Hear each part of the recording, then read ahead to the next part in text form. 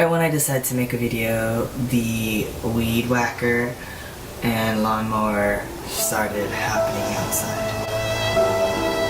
But I'm still gonna try to make a video real quick because I haven't made an update on what's been going on lately. Basically, I had my blood test a month and a half ago or so, and when we went over the results, my hemoglobin was getting very high. Also, my triglycerides. Apparently, I've been eating too much bread and French fries.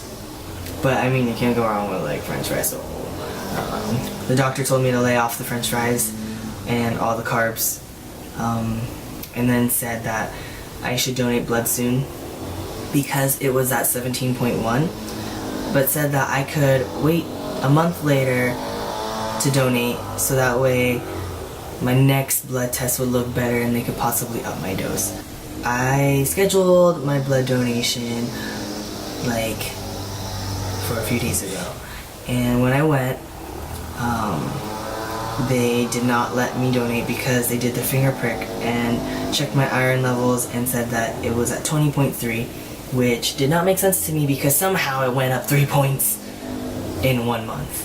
And so they were telling me how dangerously high I was, how I'm at risk of having a heart attack or a stroke, how it's so thick that it's like sludge, which sounded really disgusting. I just pictured it and it just made me feel more sick and made me panic. And I started thinking like, oh my gosh, my heart's beating weird. Like, is that why? And I wasn't sure, but they told me I need to remove the blood and trash it because there's just too much iron in it and it's not even good to donate. So I tried calling, I went to Chalk, and it's because it's like a children's hospital, so I guess people there are supposed to be really good at like finding your veins and everything. So they told me like call Red Cross, call the San Diego Blood Bank. I tried calling Red Cross, they wouldn't take me either, and I tried calling the San Diego Blood Bank, and they said I needed a authorization for therapeutic blood donation because my case would be an exception and it was a serious thing for it being that high. So I needed a doctor's authorization. My doctor wouldn't get back to me for like 2 days. So I freaked out and I thought, oh my gosh, am I even gonna live? And I ended up contacting my other doctor, who thankfully got back really fast and told me like everything will be fine, to just breathe, because she probably knew I wasn't breathing much because I was panicking all the time. And I helped transfer all the info and she sent the authorization over. So yesterday the blood bank told me that I could schedule an appointment on Tuesday for my blood donation. I don't know if it's really a donation at that point, but at least it's a place that will take me. And then my other doctor just said to stop tea for 2 weeks. So I didn't do my shot yesterday. I'm not going to be doing it next week. I'm not sure what's going to happen with that, or if I'm going to have any weird spikes, or maybe I'll just be super moody. I don't know. But this morning I went to Quest to go get like a complete blood count and get my hemoglobin checked. So I woke up super early and had my blood drawn at like 6-something a.m. just to beat the traffic, and it was good because I usually have the same old lady draw my blood and she's the sweetest ever. And when I went, I was like telling them like if she was there, and they said she was. So I was like, can I have her? And he was like, yeah, you can even take her home if you want. And I was like, oh, I'm just already happy that she's drawing my blood. But I am hoping that everything will be okay later. I just feel like I've learned a lot these past few days. I probably should stop eating meat. I think all of this is making me an overall healthier person. Like, I'm struggling right now, but it'll make me a healthier person in the end. I would think. because with my last blood test, with my hemoglobin being high, and my doctor also saying that my triglycerides are high, so that means he was like, have you been eating a lot of bread and carbs and french fries? And I was like, yeah, that's my favorite.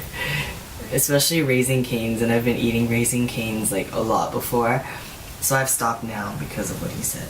But he knew that I was eating a lot of fries and probably unhealthy things, so he said I need to stop. So I haven't been eating as many french fries, but he said I have to because my triglycerides are getting high. And so I thought, okay, I've been eating more vegetables, but I guess maybe like spinach and broccoli has a lot of iron, and I eat meat, so then now I have that problem, but then hopefully that'll be taken care of soon, and I feel like at that point I'm just gonna try to monitor what I eat, or maybe not eat as much, because I feel like I eat a lot lately, and then this is what happens. But yeah, hopefully everything will be okay. And then after I stop my tea for 2 weeks, these next 2 weeks, I have to do another blood test. So if I'm thinking about it, technically I'm gonna have to be poked in the arm with needles 3 times in 2 weeks. I'm not excited about it. I still hate needles. The only time I don't really hate them so much is just when I get my blood drawn at Quest with the sweet old lady, because I don't really notice when she does it. She somehow is just so good at doing it that like I don't feel it. And I'm like, what? We're still talking and you finished doing my blood draw? It's great. But anyways, yeah, I've just been freaking out a lot lately, thinking about life, thinking like, is this how I'm gonna go? Like, I couldn't Google or find any info of how high someone's hemoglobin was for them to have like a heart attack or a stroke. I'm not sure if it has anything related to it, but I was just freaking out myself, and I was like, okay, it's just getting really high, and everything that I ate paranoid me. So I was like, okay, I can't eat this, I can't eat that, I'm just gonna drink water. But then later I started getting shaky, so I've been drinking water with apple cider vinegar and honey and turmeric. It actually tastes pretty good when it's chilled and in a wine glass.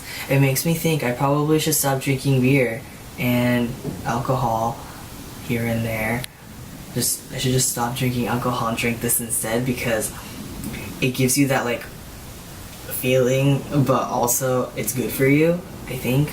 So maybe I'll stop drinking beer now. I don't know. Unless I'm like outside or something. But even then I usually don't.